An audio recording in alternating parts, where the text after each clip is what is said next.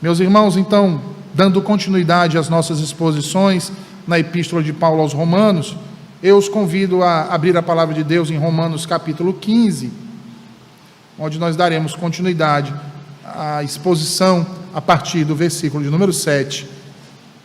Romanos 15, versículo de número 7 até o versículo de número 13. Romanos 15, versículo de número 7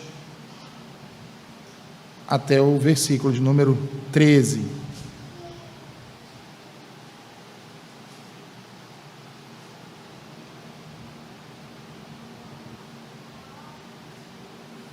Assim diz o Senhor: portanto, acolhei-vos uns aos outros, como também Cristo nos acolheu para a glória de Deus.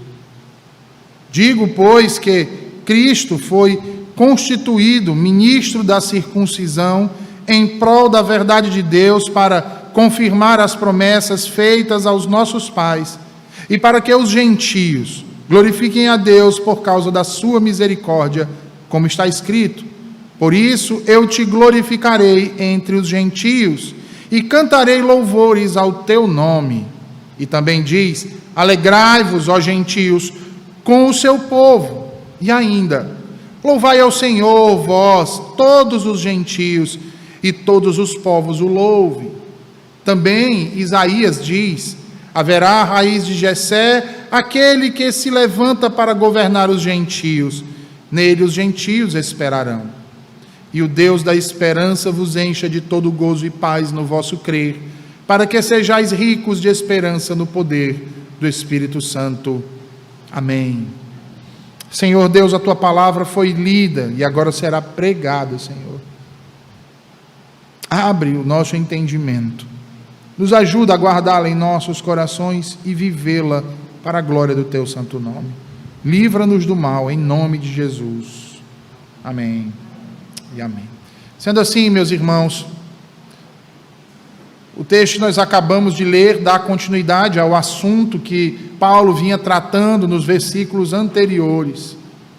Se você bem observou aqui mais uma vez, na verdade, pela última vez, Paulo vai enfatizar o caráter do relacionamento entre irmãos, da união, da unidade do corpo de Cristo. De acordo com os léxicos, a palavra unidade significa a qualidade ou o estado de ser um ou único. Era essa unidade que gozavam nossos primeiros pais até que romperam com o pacto que havia sido firmado por Deus, onde ali o Criador era um com eles, um com aqueles que haviam sido criados conforme a sua imagem e semelhança. É essa unidade que Paulo tem em mente aqui. É essa a unidade que tanto busca restabelecer nessas linhas, nesses últimos capítulos dessa epístola. Pois certamente, meus irmãos, não há separação maior do que aquela que aconteceu no Éden, quando Adão e Eva comeram do fruto que o Criador os havia ordenado que não comessem. Observem que as consequências da ruptura pactual adâmica, não apenas a relação com o seu Criador, mas também com a criação e principalmente com os seus pares, foi profundamente afetada. A partir disso, o homem passou a ter dificuldades de se relacionar. Dificuldade de se relacionar com a sua esposa, dificuldade de se relacionar com o seu marido, dificuldade de se relacionar com os seus filhos, os filhos com dificuldade de se relacionar com seus pais e com seus próprios irmãos, dificuldade de se relacionar com o Criador, o Deus único, vivo e verdadeiro. Percebam que sem Deus, meus irmãos, não há como haver uma comunhão verdadeira com ninguém. É por isso que o homem precisa primeiro estabelecer as bases do relacionamento primordial com o seu Criador, com o seu Senhor, com o único Deus vivo e verdadeiro, para então poder estabelecer qualquer outro parâmetro de relacionamento horizontal. Pois se a relação vertical não for restabelecida, as relações horizontais serão nulas. É por isso que Paulo vai se utilizar então desse conceito. É por isso então que Paulo vai fazer menção dessa realidade, dessa necessidade. Na tratativa de reconciliar, ou melhor, de apaziguar e estabelecer um correto relacionamento entre judeus e gentios. Aqui chamados nessas últimas linhas de fortes e fracos. Observem, irmãos, que nos versículos anteriores, Paulo ordenou aos fortes considerar a vulnerabilidade dos fracos, procurando andar em amor para que estes não se perdessem pelo escândalo, nem fossem abatidos pelo desânimo. Eles deveriam se empenhar em manter a unidade, perseverando em paciência, suportando as aflições pela consolação do Evangelho, uns aos outros, de modo que Deus fosse assim glorificado em suas ações e a unidade fosse mantida entre o povo de Deus. Esse era o anseio de Paulo para com os irmãos em Cristo que estavam em Roma. E conosco hoje aqui. Que eles fossem pacientes e amorosos, segundo o exemplo de Jesus Cristo. Que eles fossem um como éramos antes da queda de nossos primeiros pais. E aí note que tamanho sentimento por parte do autor há nesses versículos que ele escreve. Transborda na sua oração, registrada aqui nos versículos 5 e 6, como nós vimos na última exposição. E, aliás, essa é uma das 5 orações que estão espalhadas aqui por toda a parte final dessa epístola. E através dessa oração, nós podemos ver ecoar boa parte dos desejos esboçados por Paulo. Exatamente naquela primeira oração que ele faz no início da carta, lá no capítulo 1. Muito provavelmente sendo novamente citada aqui, dando a entender aos seus leitores que ele já se aproximava do encerramento dessa epístola. Sendo assim, meus irmãos, caminhando em direção ao fechamento da epístola, o autor vai concluir a argumentação que então havia iniciado lá no capítulo de número 14, por meio de várias admoestações pastorais, mas agora com uma argumentação final, que se coaduna com todo o argumento desta epístola. Então, diante dessa realidade aqui, meus irmãos, nós nos perguntamos qual seria então esse argumento final para esse bloco. E o argumento final para esse bloco nos é então mostrado por Paulo que se trata da obra reconciliadora de Jesus Cristo. E assim Paulo vai nos dar 3 razões para preservarmos a unidade, segundo a obra do Salvador Jesus. A primeira razão que Paulo nos dá, que nós devemos procurar manter a unidade, sermos pacientes, temperantes uns para com os outros, suportando as aflições, é porque Cristo suportou as nossas aflições e nos acolheu em seus braços. Veja aí o que ele diz no versículo de número 7. Portanto, acolhei-vos uns aos outros, como também Cristo nos acolheu para a glória de Deus. O acolhimento citado aqui por Paulo, meus irmãos, diz respeito a aceitar a presença de uma pessoa como um amigo, como alguém que é querido, desejado, como alguém que é amado, aguardado, esperado. Portanto, se estavam em conflito, a ordem agora é para que eles então se aproximem. A ordem é para que eles se reconciliem, cheguem perto uns dos outros, acolham uns aos outros, recebam uns aos outros com todo o amor, com toda a diligência e com toda a graça, assim como Jesus Cristo nos acolheu em seu seio, com seu amor, com sua diligência e com sua dedicação. E aí percebam que o tipo de ação que Paulo então espera destes irmãos é a mesma que Cristo demonstrou na cruz. Uma ação reconciliadora. É por isso então que ele vai declarar na parte B do versículo, como também Cristo nos acolheu. Ora, meus irmãos, na cruz Cristo se ofereceu em sacrifício para satisfazer a justiça divina e nos reconciliar com Deus Pai, o Criador.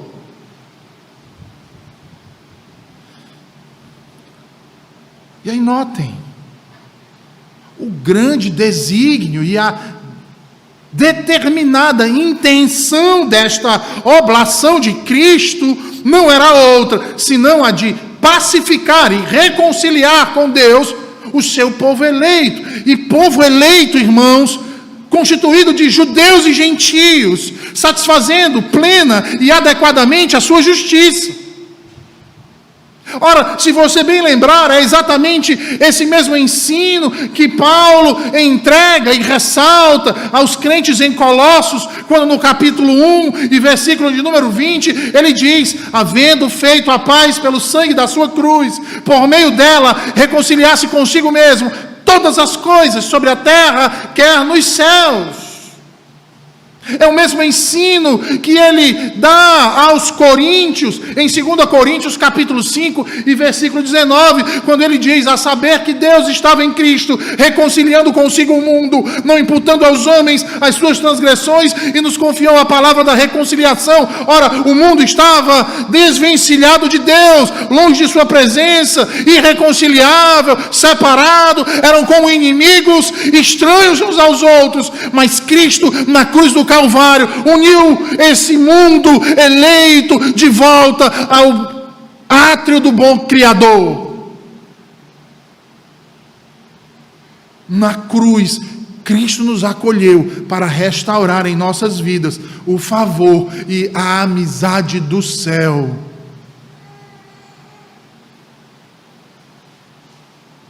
A morte de nosso bendito Salvador foi e é, portanto, irmãos, um ato do mais alto, puro e inestimável amor que já foi ou pode ser manifestado no mundo. E é a viver esse amor, e é a praticar esse amor que Paulo então nos conclama hoje aqui.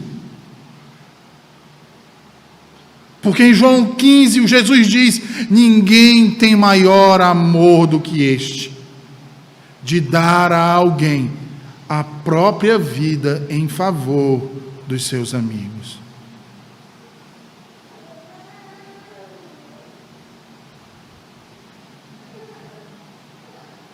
Mas ele completa: quem são os seus amigos? Vós sois meus amigos, se fazeis o que eu vos mando.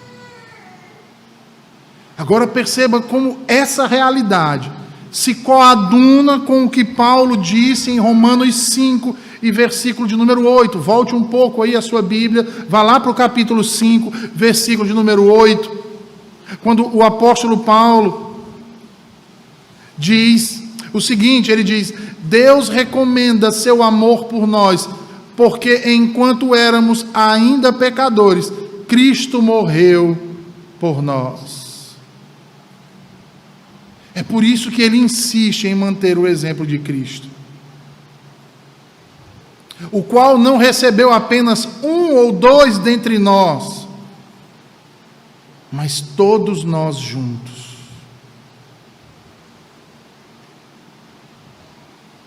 Fortes e fracos,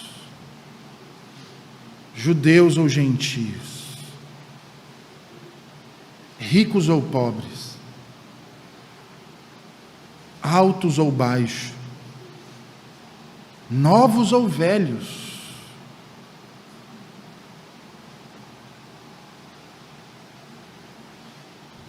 mais sábios ou menos sábios, mais atenciosos ou menos atenciosos, mais obedientes ou menos obedientes,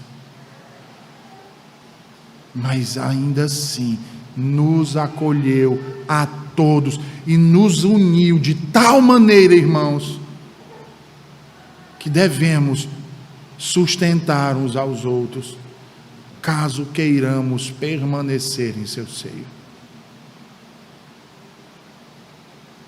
Ele nos acolheu em seus braços, nos tomou como seus irmãos, enquanto ainda éramos pecadores. Quem somos nós, então, para recusar, desprezar outros a quem Cristo acolheu?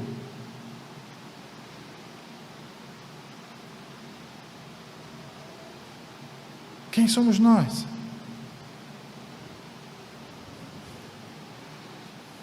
Para dizermos quem é digno de nossa atenção ou não? Para dizermos quem está à altura de sentar ao nosso lado e andar conosco ou não? Quem somos nós, irmãos? O que eu e você fizemos para poder julgar uns aos outros e dizer quem é ou deixa de ser? Quem somos nós?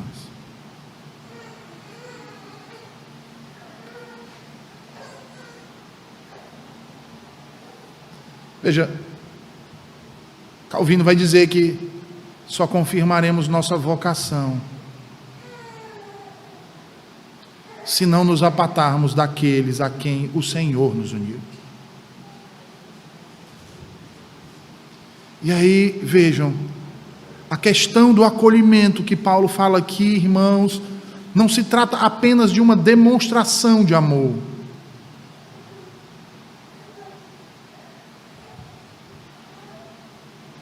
Não se trata apenas de uma ação amigável.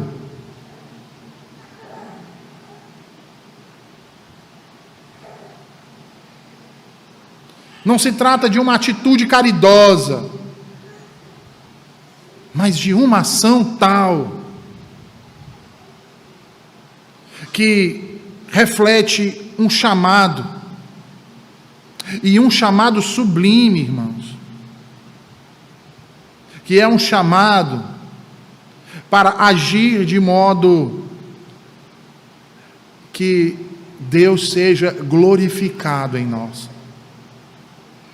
Logo, assim como Cristo tornou conhecida a glória do Pai, nos acolhendo a todos por sua graça, quando ainda éramos fracos e doentes, assim também deveríamos abraçar o nosso irmão, seja ele fraco ou forte, estabelecendo e confirmando a união que temos com Cristo, a fim de fazermos conhecida a glória de Deus.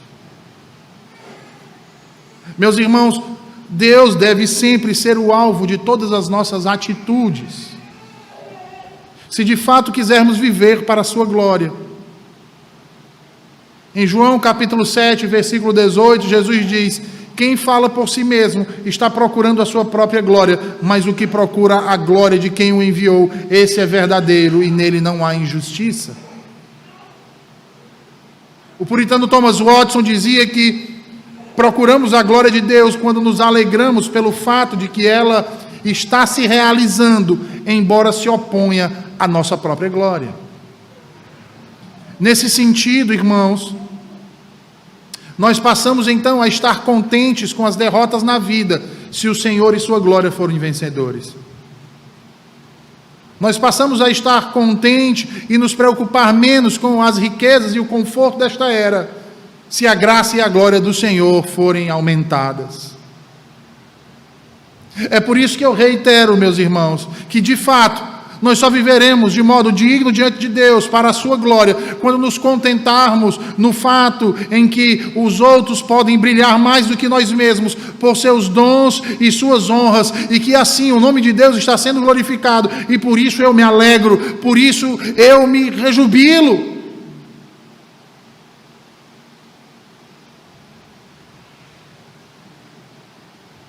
E digo, irmãos, de fato glorificaremos a Deus quando, ao invés de afastar ou expurgar aqueles que se aproximam, trabalharmos para mantê-los e nos empenhar em trazer outros para o reino de Deus.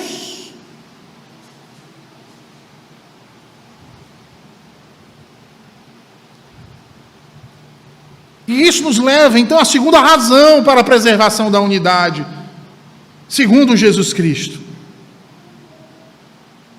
A segunda razão que Paulo nos apresenta aqui, meus irmãos, para procurarmos a unidade, para suportarmos uns aos outros, para vivermos em união como um só povo,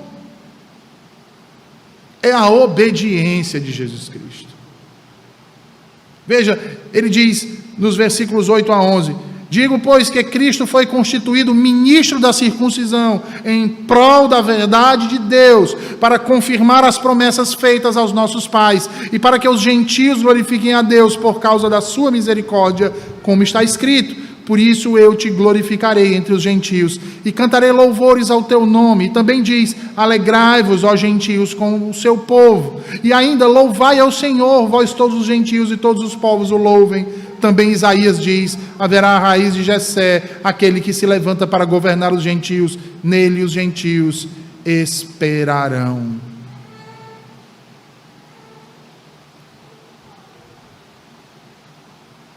Sabe por que Paulo diz isso? Sabe por que Paulo fala de obediência aqui?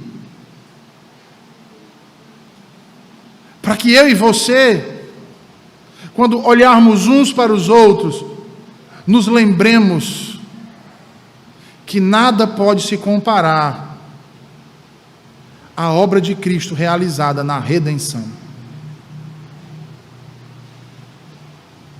Veja, Paulo declara que Cristo foi constituído ministro da circuncisão, ou seja, servo da circuncisão, escravo da circuncisão, ou dos judeus. A expressão ministro aqui, utilizada como se referindo a um servo ou um escravo, não traz um sentido depreciativo. Na verdade, designa o portador das mais elevadas tarefas. Ora, Jesus foi incumbido de ser o salvador e restaurador das ovelhas perdidas da casa de Israel, conforme se encontra o registro em Mateus capítulo 15 e versículo 24. O sentido interior de seu envio visava a verdade de Deus, isto é, ele tinha de confirmar as promessas que haviam sido feitas aos patriarcas. E observe que aqui estava em jogo a pergunta arrasadora quanto à fidelidade de Deus frente à aliança. Será que ele nos enganou quando assegurou aos nossos pais para todos os tempos uma plenitude de bênçãos? Uma vez que nós já tratamos dessa questão, como vimos lá em Romanos 3, Romanos 9, nós não vamos mais expor como essa fidelidade aconteceu aqui, porém é preciso ressaltar um aspecto importante aqui.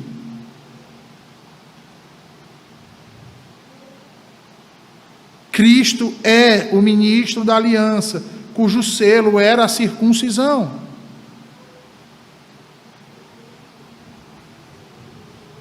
E foi para consumar essa aliança que ele veio e cumpriu o ofício aqui mencionado. E através de sua obra, ele demonstrou que as promessas não eram apenas confiáveis, mas que elas foram cumpridas e, portanto, estão em vigor. É por essa razão que Paulo ressalta que Cristo veio para confirmar as promessas feitas aos nossos pais. Veja aí a continuidade. E aqui entenda que o termo confiar significa estabelecer ou levar à realização. Isso quer dizer que Cristo levou essas pessoas a desfrutarem da aliança selada mediante a circuncisão. E por que nós dizemos isso, irmãos? Porque a aliança é uma confirmação da promessa. E cumprir a aliança significa cumprir a promessa que foi feita.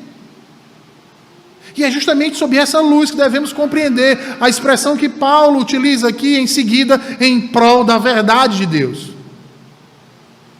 As promessas confirmadas por meio de juramento são divinas. E a verdade de Deus está empenhada em cumpri-las. E a cumpre, porque a fidelidade de Deus não pode falhar. Por isto, Cristo foi obediente até a morte e morte de cruz. Porque Ele veio ao mundo para vindicar e executar essa fidelidade. Prometida e proclamada por séculos através dos profetas.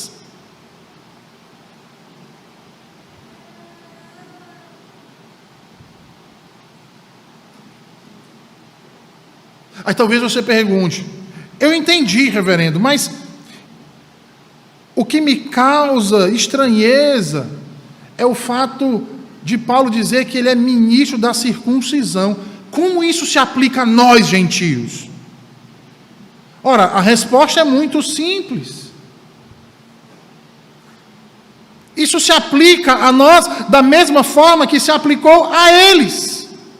E é exatamente por isso que no versículo de número 9, Paulo vai dizer: para que os gentios glorifiquem a Deus por causa da sua misericórdia. Paulo deixa subentendido, irmãos, que os gentios são participantes da misericórdia de Deus. Veja, mas ele está dizendo que ele era ministro da circuncisão, que ele veio cumprir as promessas feitas aos patriarcas. Mas desde quando as promessas feitas aos patriarcas excluíam os outros povos, excluíam os gentios? Esse é o grande ponto.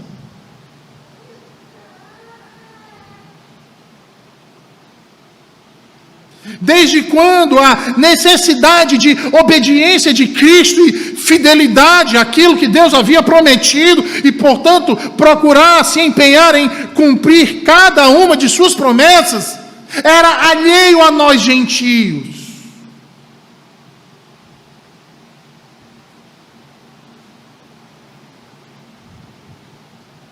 E a resposta é: não era, irmãos. E é por isso que Paulo vai fazer uma série de citações aqui em seguida. Veja, ele vai citar o texto de 2 Samuel 22, vai citar o Salmo 18, vai citar Deuteronômio 32, Salmo 117, e vai concluir com Isaías 11, irmãos, exatamente para mostrar que as promessas não diziam apenas respeito a Israel, mas tinham alcance universal.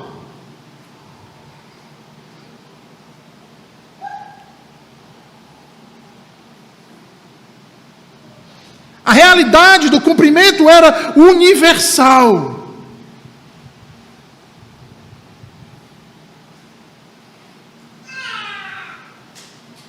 Como diz Thomas Boston, a realidade do que Cristo realizou na cruz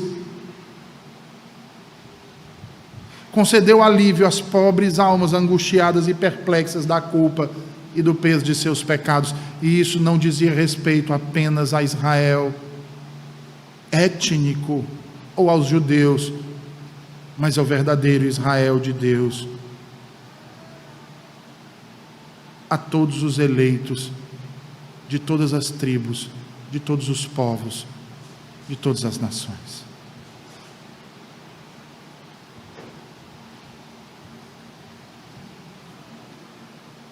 Mais uma vez citando Thomas Boston, ele dizia: quando todos os outros remédios foram experimentados, porém em vão, somente o sangue do sacrifício de Cristo, que aspergido pela fé sobre a consciência trêmula e trôpega dos homens vis, foi capaz de esfriar, refrescar e docemente curar todas as nossas feridas.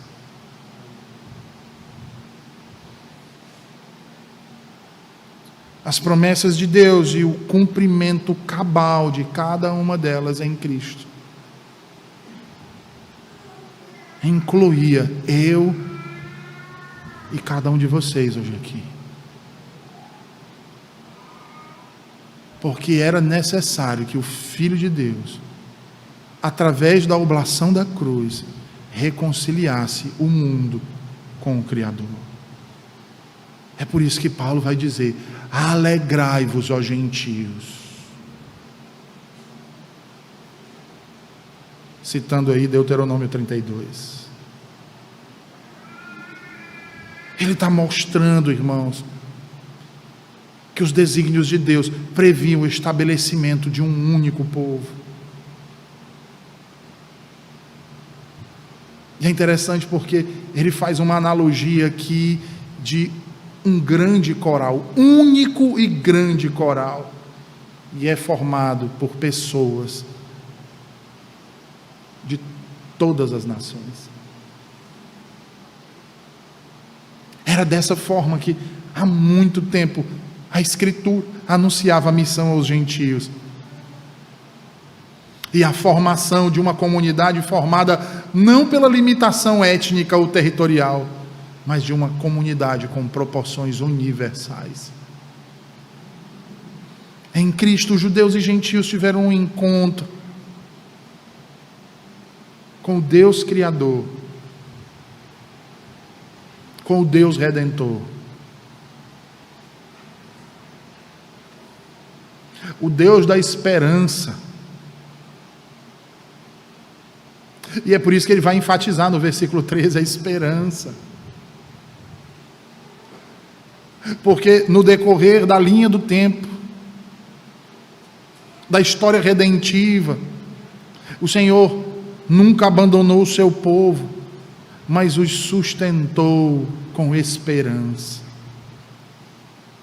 Note que ter esperança constitui agora a marca existencial comum de todos os que creem. Como foi no passado, é agora no presente. Essa é, meus irmãos, a marca existencial comum que nós temos. Não somente nós, mas todo o povo de Deus. E é por isso que Paulo vai apresentá-la como terceira e última razão para a unidade segundo Jesus Cristo. Veja, ele diz no versículo 13: e o Deus da esperança vos encha de todo gozo e paz no vosso crer, para que sejais ricos de esperança no poder do Espírito Santo. Aqui nós chegamos ao ponto final dessa sessão, e que, de acordo com o versículo 12, a ênfase recai na esperança. E como nos lembra o Dr. John Murray, a cláusula a qual todas as demais estão subordinadas: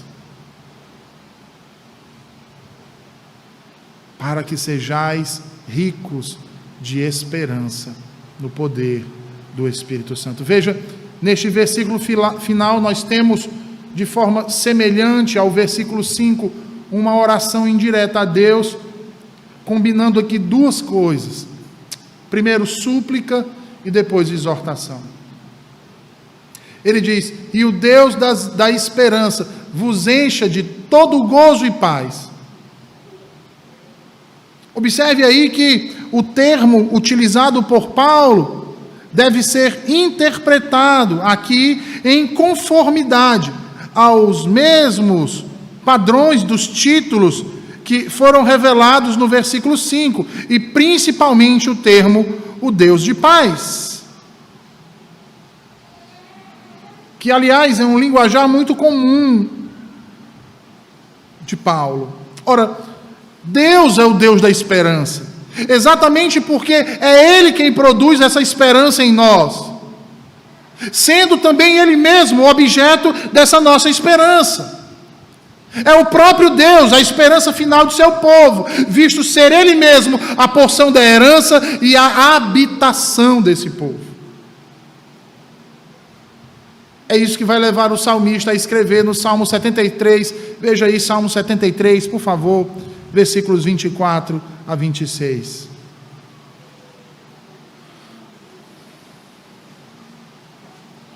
Salmo 73, versículos 24 a 26.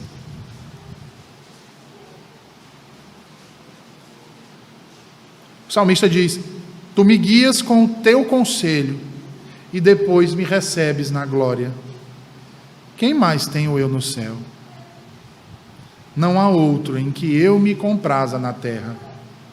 Ainda que a minha carne e o meu coração desfaleçam, Deus é a fortaleza do meu coração e a minha herança para sempre. As palavras do salmista mostram a esperança em seu coração.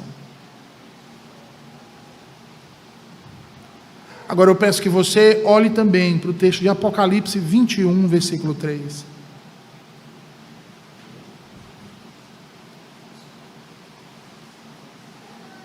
Apocalipse 21, versículo 3.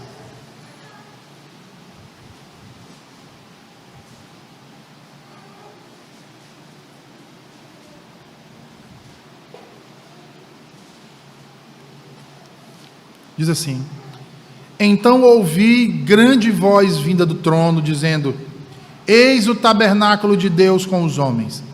Deus habitará com eles. Eles serão povos de Deus, e Deus mesmo estará com eles, e lhes enxugará dos olhos toda lágrima, e a morte já não existirá, já não haverá luto, nem pranto, nem dor, porque as primeiras coisas passaram. O que as palavras de Apocalipse 21, 3 têm a ver com as palavras do Salmo 73? Esperança. É a esperança nessas coisas do porvir, a convicção da realização, a certeza da fidelidade de quem as promete, que traz ao nosso coração o gozo e a paz que precisamos para seguir em frente. Note aí que a plenitude dessa alegria e dessa paz que o apóstolo Paulo vai invocar em favor de seus leitores está fundamentada exatamente nesse atributo.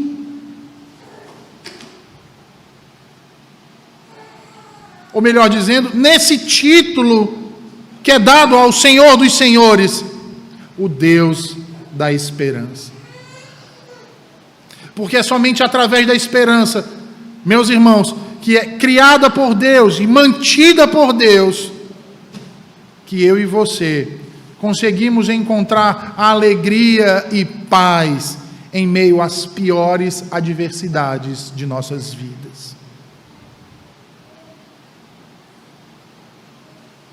Quando a esperança está presente na nossa vida, alegria e paz são abundantes. A ausência de esperança, aflição e agonia dominam o coração. Ora, a alegria consiste da alegria no Senhor. Como diz Paulo em Gálatas 5, versículo 22. E a paz é a paz de Deus, não a paz de estar com Deus, mas a paz que o Senhor Deus nos concede, e a paz que transcende todo o entendimento. E assim, veja, tanto a alegria quanto a paz estão condicionadas pela esperança. E estas não estão alijadas da fé, porque é a fé que promove a esperança. A plenitude da alegria e paz invocada aqui por Paulo tem a finalidade de que a esperança aumente mais e mais nos corações daqueles que a possuem. Sabendo que nada pode abalar ou deve abalar a unidade do corpo de Cristo, e que a fraqueza de uns ou a força de outros não deve ser razão ou não deve ser tomada como motivo para desavenças ou diferenças.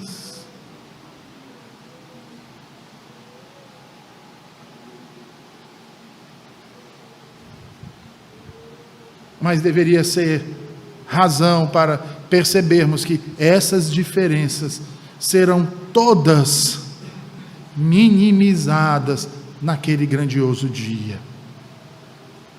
Porque eu e você, irmãos, caminhamos no mesmo sentido.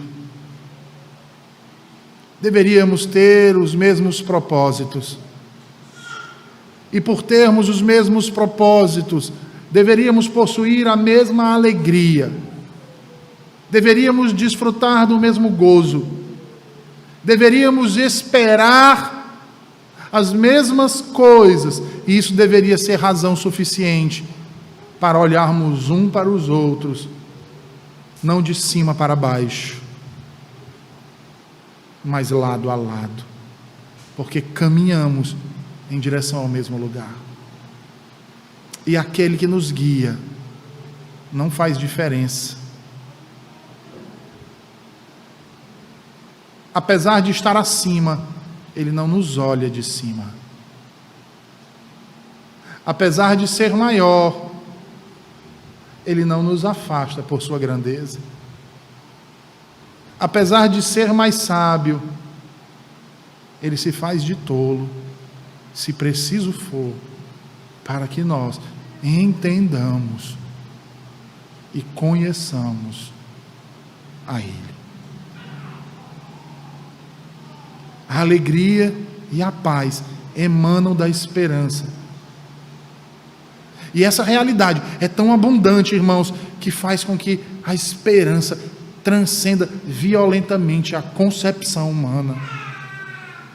Mas isso só acontece quando essa esperança é produzida e selada pelo Espírito Santo.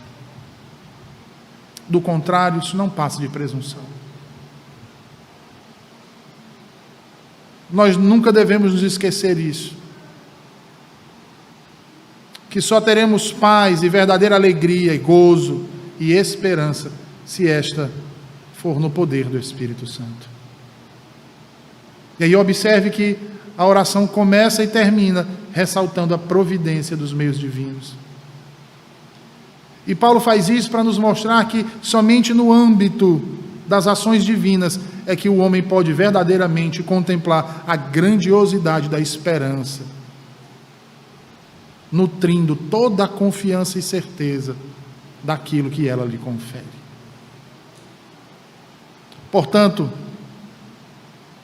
não façamos das diferenças de coisas irrelevantes razão para nos separar uns dos outros. Mas suportemos as diferenças daquilo que é irrelevante. Por amor a Cristo. Porque não somos alijados uns dos outros, meus irmãos. Pelo contrário, Cristo nos uniu a todos em si mesmo. Eu gosto sempre de dizer isso para os meus filhos.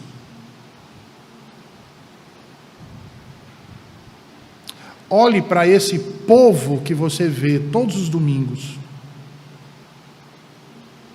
e se alegre em estar junto com cada um deles, com as diferenças que cada um deles tem,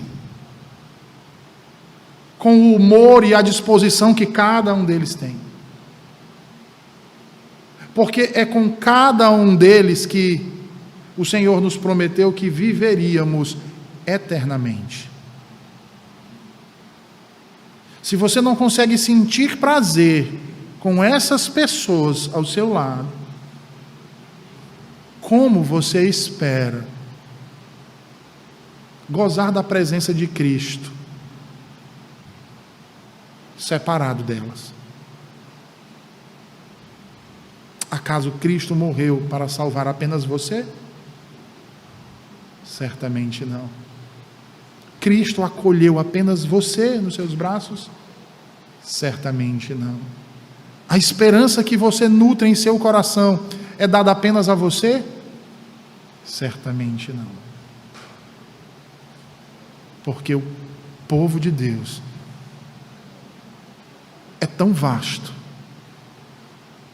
que é como a areia da praia, é como as estrelas no céu, incontáveis, insondáveis e invisíveis aos nossos olhos. Portanto, meus irmãos, através da esperança, venhamos a nutrir no poder do Espírito alegria, união e paz sob Jesus Cristo. Vamos orar?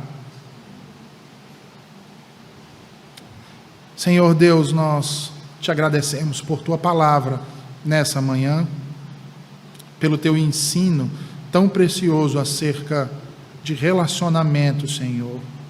Por tantas semanas tu tens nos ensinado a prática do amor, a alegria, Senhor, de viver assim, o gozo e a esperança.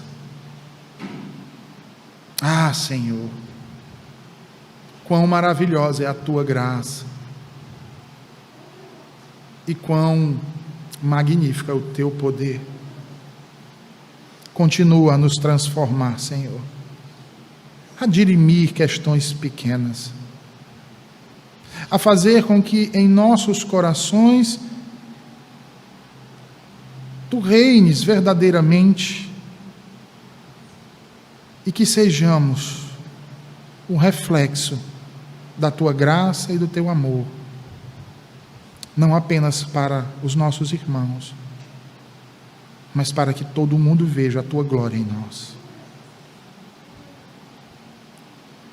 Em nome de Jesus Cristo nós te oramos, gratos por tua palavra, por teu ensino. Amém.